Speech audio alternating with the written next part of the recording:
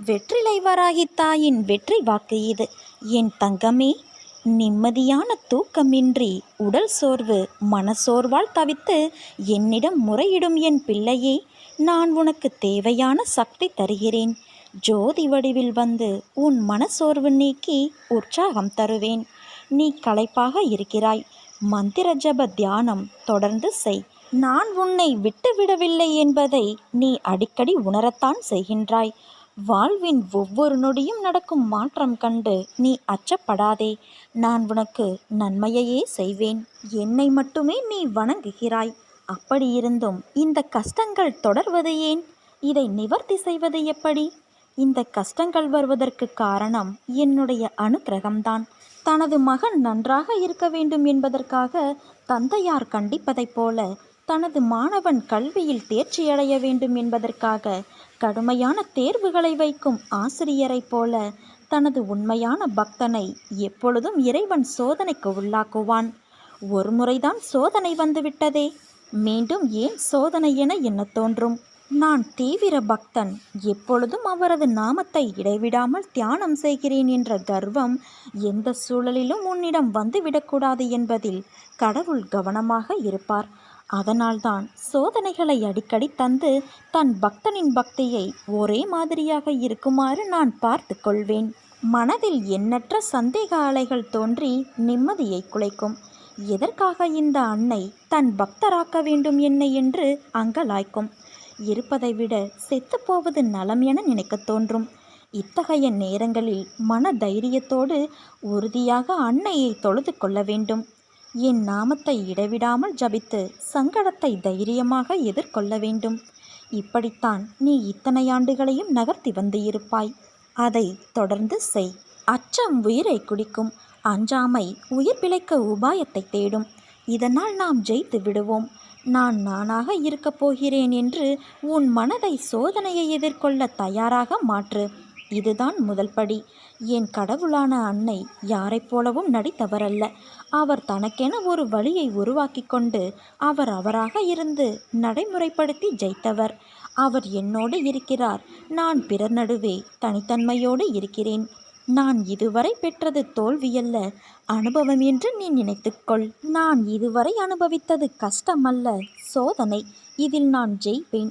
நான் தோற்க பிறந்தவன் அல்ல, ஜெயிக்க பிறந்தவன் என்று கூறு. இவ்வாறு நீ கூறும்போது உன் மனதில் ஒரு தன்னம்பிக்கை, தைரியமாகியவை உன் மனதிற்குள் தோன்றுவதை நீ உணர்ந்து கொள்வாய். உன்னுடைய ஆன்ம சக்தி உயர்ந்து வருவதை உன்னால் பார்க்க முடியும். நான் தோற்று களைத்து போக சாதாரண உடம்பல்ல, தோல்வியோ அழிவோ அறியாத ஆன்மா என்று உன் மனம் உனக்கு சொல்லும். அம்மா, ஆனாலும் சில சமயம் என்னையும் மீறிய பிரச்சனைகள் வரும்போது என் மனம் என்னையும் அறியாமல் சஞ்சலத்திற்கு உள்ளாகி கவலைப்பட வைக்கிறது என்கிறாயே. இந்த மானிட பிறவிகள் தங்களை சுதந்திரமானவர்கள் என நினைத்து கொண்டு சுகத்திற்காக இரவு பகலாக உழைக்கிறார்கள். ஆனால் அவர்கள் கஷ்டம் என்ற ஒன்றை மட்டுமே அறுவடை செய்கிறார்கள். இதுதான் விதி. இந்த விதியானது நல்லதாக திரும்பி நல்ல நேரம் வருவதற்கு முன்பு ஒரு கஷ்டம் உன்னை இப்படி ஆட்டிவிட்டு செல்வது தவிர்க்க முடியாத ஒன்று. எதிரிகளிடம் சிக்கிக்கொண்டு அனைத்தையும் இழப்பது, வம்பு வழக்கு என்று அலைவது, நீடித்த புகழ் நிலை மாறி அனைவரும் புறக்கணிக்கும் வகையில் அவமானம் உண்டாவது போன்ற நிலைகள் தோன்றுவது. இதனால்தான் கடவுள் தன் பக்தனுக்கு இத்தகைய நிலைகள் வரக்கூடாது என்பதற்காக அவனுக்கு நோயாக, கடனாக, சிறிய விபத்தாக, ஏமாற்றமாக மாற்றி அமைக்கிறார். விதியின் பிடி உன்னை இருக்காமல் உன் அன்னை நான் பார்த்துக்கொள்கிறேன். அவசியமென்றால் விதியையே மாற்றுவேன். அது என் பக்தனின் நிலை, பக்தி, அவனது சேவை என்பதை பொறுத்து இருக்கும். வாழ்க்கையில் நீ போகும் பாதை, அவற்றிற்கு தேர்ந்தெடுக்கப்படும் வழிகளின் நோக்கம், அந்த பயணத்தின் முடிவு எப்படி இருக்க வேண்டும் என்பது ஏற்கனவே தீர்மானிக்கப்பட்டது. அதன் வழியில் நீ நடக்கின்றாய். இவையெல்லாம் ஏற்கனவே தீர்மானிக்கப்பட்டது என்ற தோற்றம் என்று உனக்கு புரிகிறதோ அன்றே உன் வாழ்க்கைக்கான நோக்கம் எப்படிப்பட்டதாய் இருக்க வேண்டும் என உனக்கு புரிந்துவிடும். அதை நீ புரிந்து கொள். அதன் அனுபவங்களை புரிந்து கொள்ள வேண்டும் என்று நினைப்பவர்கள் குறைவுதான். ஆனால் அதை நீ புரிய வேண்டும், உணர வேண்டும் என்று நினைத்தால் இந்த ஜென்மத்தில் எல்லா பிணைப்புகளிலும் சூழ்ந்து எது நிலையுள்ளது நிலை இல்லாதது என்று அறிய எண்ணி பார்க்காத சோதனைகளும் உனக்குள்ளே யுத்தம் நடக்க வைக்கிறது. யுத்த களத்தில் 2 பக்கமும் நீதான் நிராயுதபாணியாக நிற்கின்றாய். இப்படிப்பட்ட சூழ்நிலையில்தான் மகாபாரதத்தில் நிகழ்ந்து கிருஷ்ணனுடைய அவதாரம் வெளிச்சமாக தோன்றியது தெரிய வந்தது. அதே போலத்தான் உனக்கும் வாழ்க்கையின் களம். உனக்கு என் அருளும் ஆசையும் எப்போதும் உண்டு. நீ நன்றாக ஜெயமாக வாழ்வாய் என் குழந்தையே. நான் இருக்கையில் நீ எதற்கும் பயப்படாதே. என் துணை உனக்கு எப்போதும் உண்டு. உன்னை உன் அன்னையான நான் நல்வழிப்படுத்துவேன். உன்னை விட்டு நான் விலகுவதும் இல்லை, விலகி போகும்படி நான் செய்வதும் இல்லை. என் கருவில் தேர்ந்தெடுத்த வரம் நீ. உன்னை போன்று மற்றவர்களையும் உருவாக்க நினைக்கும் என் உயிரான உன்னை, என்னை நேசிக்கும் உன்னை அம்மாவாக அப்பாவாக என்றும் என் கருவறையில் அரவணைப்பேன். நான் உனக்குள் இருக்கும்போது நீ வேறாக எங்கே இருக்க முடியும்? உனக்கும் எனக்கும் இடையில் தூரம் என்பது வெறும் மாயை. அந்த தடையை தகர்த்தெறி. அப்போது நாம் இருவரும் ஒன்று சேரலாம். உன் வாழ்க்கையை இன்றைய நாள் வரை உன்னை காயப்படுத்திய விஷயங்கள் எல்லாம் உன் முந்தைய கர்மாக்களின் எதிரொலி.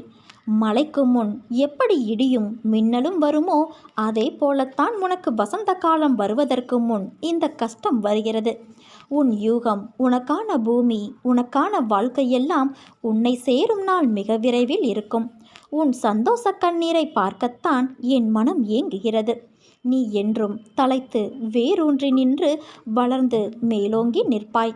உனது பிரச்சனைகள் எல்லாம் மண்ணில் தன் வளர்ச்சியை 1000 தடங்களை காணும் விதையாய் உன்னை நான் விதைத்துள்ளேன். நீ நிச்சயம் அடைக்கலம் தரும் மரமாய் வளர்ந்து நிற்பாய் குழந்தையே. பயப்படாதே, கலங்காதே. உன்னில் உன் அன்னையான நான் நிச்சயம் வெற்றி என்ற தீபத்தை ஏற்றுவேன். உன் நம்பிக்கை, பொறுமை, எதையும் தாங்கும் உணர்வு எவ்வளவு உன்னதமானது என்பதை நான் அறிவேன். உன் சந்தோஷத்தில் என் சந்தோஷம் இருக்கிறது. உன் அழுகையில் என் கண்ணீரும் இருக்கிறது. உன் சண்டையில் என்மேல் நீ கொண்ட தாயின் உரிமை இருக்கிறது. அடம் பிடிக்கும்போது உனக்கான நல்லது கெட்டதை தெரிய வைக்க வேண்டும் என்ற பொறுப்பும் எனக்கு உள்ளது. உன்மேல் நான் கோபம் கொள்ள மாட்டேன். அதை தாண்டி என் கோபம் இருந்தால் நிச்சயம் அது உன்னை நல்ல வழியில் மாற்றுவதற்காக மட்டுமே இருக்கும். நீ எல்லா செல்வ வளங்களையும் பெற்று சீரும் சிறப்புமாய் மகிழ்ச்சியான வாழ்க்கையை பெறுவாய் குழந்தையே. உன் காலம் வரும் வரை நீ பொறுத்திரு. உனக்கு திரும்ப திரும்ப வலியுறுத்துகிற ஒரே விஷயம் இது மட்டும்தான். கஷ்டம் என்பது உனக்கு மட்டும் நிலையானது அல்ல. உலகில் பிறந்த எல்லோரும் பல சூழல்களில் அனுபவிக்கப்பட வேண்டிய ஒன்று அது. அதை வாழ்வில் சமாளிக்க தெரிந்தவர்கள் விதியை இறைவன் அருளால் மாற்றி வாழ்க்கையில் உயர்ந்தார்கள். இதனால்தான் நான் உன்னை கவலை கொள்ளாதே, இந்த நிலை நிச்சயமாக மாறும் என்று கூறுகிறேன். ஆனால் நீயோ அதை புரிந்து கொள்ளாமல் நம்பிக்கையின்றி எந்நேரமும் கவலைப்பட்டு கொண்டே இருக்கிறாய். பயந்து தளர்ந்து தன்னம்பிக்கை இழந்தவர்கள் தோற்று போவார்கள் குழந்தையே. வாழ்க்கையில் ஜெயிப்போம் என்ற நம்பிக்கையோடு நீ செயல்படு.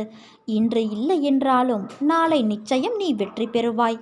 உள்ளத்தாலும் உடலாலும் நீ ஓய்வின்றி உழைக்கிறாய். அதற்கான பலன் நிச்சயம் ஒரு நாள் உன்னை வந்து சேரும். நீ வாழ்க்கையில் உயரப் போகிறாய். உறக்கச் சொல், இந்த உலகமே உனக்குத்தான் என் தங்கமே. கஷ்டங்கள் என்பவை ஒவ்வொருவருக்கும் வேறுபடுமே தவிர அவை அனைவருக்கும் வரக்கூடியவை. அவற்றை எதிர்கொண்டு கடந்து செல்லும் போதுதான் நீ பக்குவம் அடைகின்றாய். ஆனால் நினைத்தது நிறைவேறாமல் போனதால் உன் மனதில் கவலை, பயம் கொள்கிறது. இதுவே உன் எதிர்கால வாழ்க்கைக்கு பெரும் தடையாக மாறும். அதனால் சிந்தித்து செயல்படு. மற்றவர்கள் நினைப்பதை பற்றி நீ சிந்தித்து கொண்டு இருந்தால் அவர்கள் எண்ணுவது போலும் உன்னால் வாழ முடியாது. நீ விரும்பும் வாழ்க்கையையும் உன்னால் வாழ முடியாது. வாழ்க்கையில் நிமிர ஆசை இருந்தால் வளைந்து கொடுக்க கற்றுக்கொள். வில் வளைந்து கொடுக்காமல் அம்பு ஒருபோதும் இலக்கை எட்டாது. எதை பற்றியும் கவலைப்படாமல் உனக்கான வழியில் சென்று கொண்டே இரு. நீ வேண்டுவது நிச்சயம் நிறைவேறும். நம்பிக்கையோடு இரு, நல்லதே நடக்கும். அனைத்தும் உனக்கு எதிராக நடப்பது போல தோன்றலாம், ஆனால் இறுதியில் நான் அனைத்தையும் சரி செய்வேன். காத்திரு குழந்தையே. அனைத்தும் வெற்றியாய் அமைய உன் வராகித்தாய் நான் உனக்கு துணை இருப்பேன். ஒரு பொருள் கிடைக்காவிட்டால் ஏன் கிடைக்கவில்லை, எதற்காக கிடைக்கவில்லை என்று யோசித்துப்பார். உன் எதிர்காலத்தை ஒப்பிட்டு யோசித்துப்பார். உன் போல் இருந்தவர்களின் எதிர்காலம் இப்போது எப்படி இருக்கிறது என்பதை கேட்டு தெரிந்து கொண்டு யோசித்துப்பார். அப்போது காரண காரியம் உனக்கே புரியும். உன்னிடம் உள்ள பிரச்சனை உனக்கு தைரியம் கிடையாது, வைராக்கியம் கிடையாது. இருந்திருந்தால் உன் லட்சியத்தை நீ அடைய முயற்சி செய்திருப்பாய். ஆனால் உன் தோல்வியை நினைத்து தாழ்வு மனப்பான்மை அடைந்து அதிலிருந்து தப்பிக்க பிரச்சனைகளை வளர்த்து கொண்டாய். நீ சொன்னதை நான் கேட்க வேண்டும் என்று அடம் பிடிக்கிறாய் அல்லவா? நான் சொல்வதை நீ கொஞ்சம் காது கொடுத்து கேளேன். உன் எதிர்காலம் நன்றாக இருந்தால்தான் எனக்கு பெருமை. நீ வாழ்வாங்கு வாழ வேண்டும், நிச்சயம் வாழ்வாய். உன் நியாயமான கோரிக்கைகளை நிறைவேற்றத்தானே உன் வராகித்தாயான நான் இருக்கிறேன். நீ எதை நினைத்தும் கலங்காதே. கவலைகளை நினைத்து கலங்குவதால் என்னிடம் இருந்து நீ தூரமாகிறாய். என்மேல் நம்பிக்கை இருந்தால் என்னால் உனக்கு முடியாத காரியம் என்று எதுவுமே இருக்க முடியாது. இப்போது நீ கடைப்பிடிக்கும் பொறுமையால் பல பிரச்சனைகள் தானாகவே சரியாகி வருகின்றன. உடனே எல்லாம் சரியாகிவிட்டதே என்று பழையபடி ஏதாவது பிரச்சனைகளை இழுத்து கொண்டு வராதே. பொறுமையை இன்னும் கொஞ்ச நாள் கடைப்பிடி. யாரிடம் எந்த எல்லையில் பழக வேண்டும் என்பதை மறந்து விடாதே. உன் கவனத்தை உனக்குள் ஒளிந்திருக்கும் திறமையில் செலுத்து. நீ நல்ல திறமைசாலிதான். ஆனால் அதை வெளிக்கொண்டு வர நீ ஏனோ முயற்சி செய்வது இல்லை. உன் திறமை வெளிப்படும் காலம் வந்து விட்டது. உன் திறமையை வெளிப்படுத்தி புகழும் செல்வாக்கும் நீ பெறப்போகிறாய். ஆனால் அப்போதும் நீ பொறுமையோடு இருக்க வேண்டும் என் தங்கமே. நீ நம்பிக்கையோடு இரு, நல்லதே நடக்கும். இது உன் வெற்றிலை வராகி என்னும் வெற்றி வராகியின் வாக்கு.